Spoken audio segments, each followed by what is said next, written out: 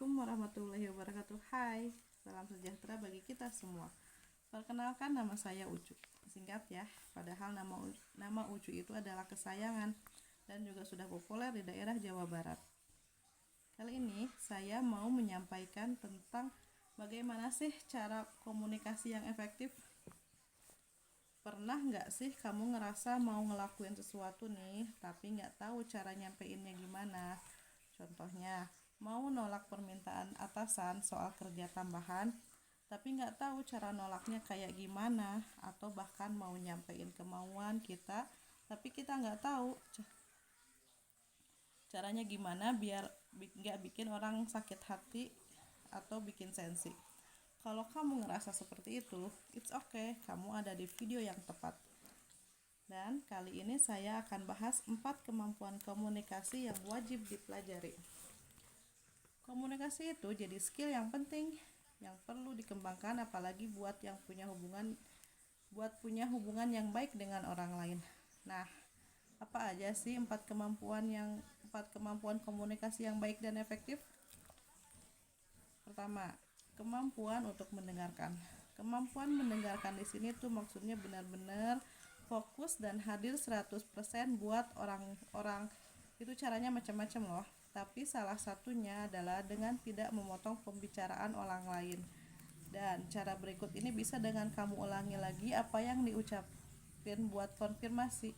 Hal ini bisa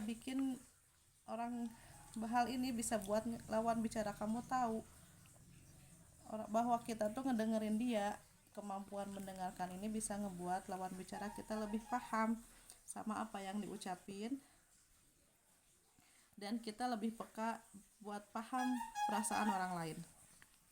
Kedua, komunikasi nonverbal atau komunikasi lewat bahasa tubuh kayak kotak mata, nada bicara, postur tubuh, dan juga ekspresi. Kalau kita ngobrol tuh kayaknya ada yang susah disampaikan. Nah, komunikasi nonverbal ini dipakai untuk memperjelas pesan yang disampaikan. Salah satunya buat menghindari miskomunikasi. Contohnya, kalau kamu terbiasa ngomong sambil ngelipat tangan, kayak gini contohnya, orang lain itu akan mikir kalau kita itu lagi bete atau tertutup. Contohnya lagi, kalau kamu diajak ngobrol, tapi mata kamu tuh suka lihat kemana-mana, lirik kesana kesini. Kita tuh orang yang kita ajak ngobrol gak bakalan nyaman sama kita, atau orang akan berpikir kita tuh gak nangkep omongan dia. Dan yang ketiga adalah untuk mengontrol emosi. Nah, biar bisa tetap berkomunikasi dengan baik, pengelolaan emosi jadi salah satu kemampuan penting dalam komunikasi. Biar dari sebelumnya lagi yang menggebu-gebu, balik lagi ke kepala dingin. Simpelnya, kita bisa mulai atur napas pelan-pelan. Dan kalau misalnya ada waktu yang lebih, kamu bisa dengerin musik yang kalem ataupun yang bisa bikin kita rileks.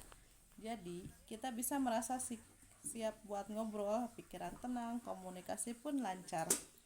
Nah, yang terakhir, yang keempat, komunikasi asertif, yaitu kemampuan kita untuk nyampain apa yang kita mau dengan jelas dan menghormati orang lain. Singkatnya, ini jadi salah satu cara berkomunikasi yang ideal.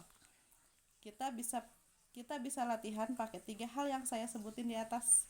Pertama, kita harus dengerin lawan bicara untuk tahu sebenarnya dia pengen apa sih. Kedua, ekspresi kita pas ngomong penting buat bisa orang lain tuh diperhatikan.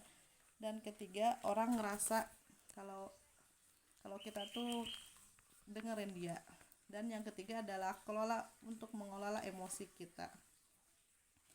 Nah, kemampuan komunikasi jadi salah satu skill yang wajib banget nih kita punya, biar kita gak susah lagi mau nyampein pesan ke orang lain. Nah, segitu saja dari saya. Akhir dari pertemuan ini saya tutup dengan pantun. Ternak-ternak ikan teri diternak di dalam kolam. Demikian pemaparan materi. Saya akhiri dengan salam. Thanks ya. Assalamualaikum warahmatullahi wabarakatuh.